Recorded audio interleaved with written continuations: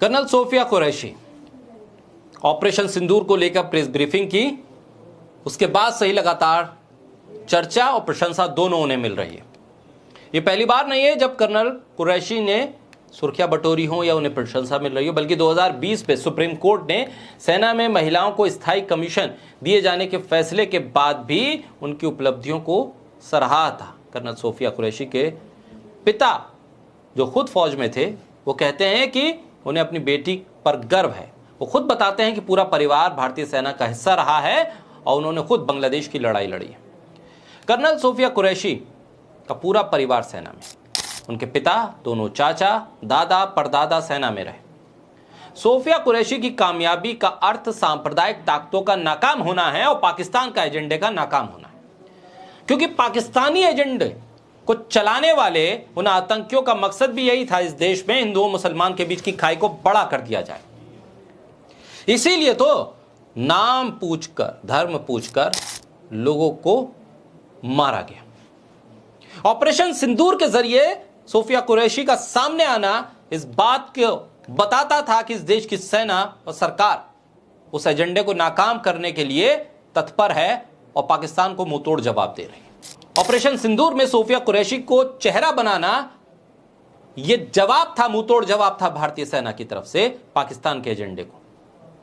वो जो इस देश में हिंदुओं मुसलमानों में बांट कर आपसी एकता को तोड़ना चाहते हैं, उनको तमाचा था।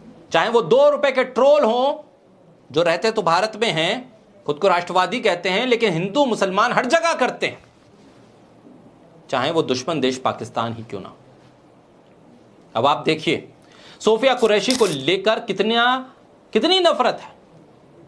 ट्विटर पर पोस्ट आ रही है, ट्विटर पर सोशल मीडिया पे लोग पोस्ट कर रहे हैं सोफिया कुरैशी की तारीफ की, और उसके नीचे कमेंट में आप जब जाकर देखेंगे तो कुछ लोग इस तारीफ में भी शक कर रहे हैं, सोफिया कुरैशी पर भी शक कर रहे हैं, जिनका पूरा का पूरा परिवार सेना में है, दादा परदादा से लेकर इस पीढ़ी तक। वो भी ये कह रहे हैं कि बाकी सब सही है लेकिन इस पर नजर रखो। ये किस तरह के लोग हैं, किस तरह के कमेंट करने वाले लोग हैं, ये कैसी मानसिकता है?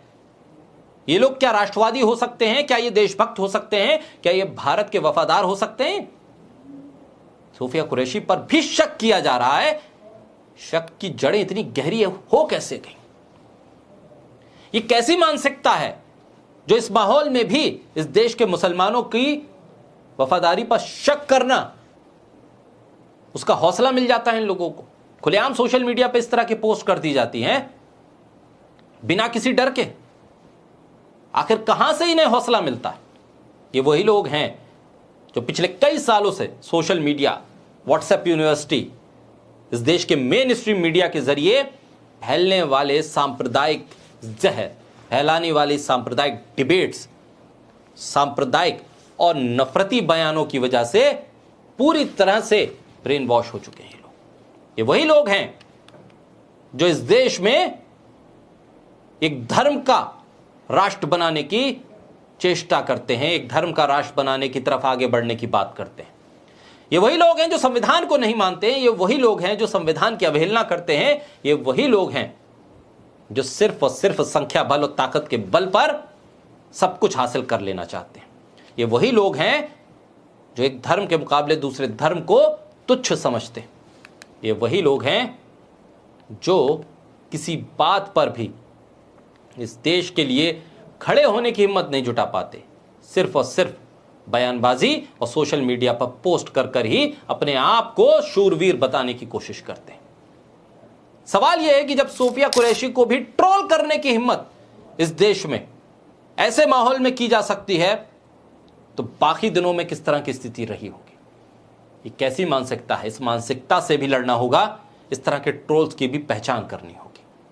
बहरहाल सोफिया कुरैशी पर देश को गर्व है, समाज को गर्व है, भारतीय फौज को गर्व है, और भारतीय फौज हमेशा हिंदुस्तान में सांप्रदायिक सौहार्द को बनाकर रखने वाली फौज है, देश की एकता अखंडता के लिए लड़ने वाली फौज है।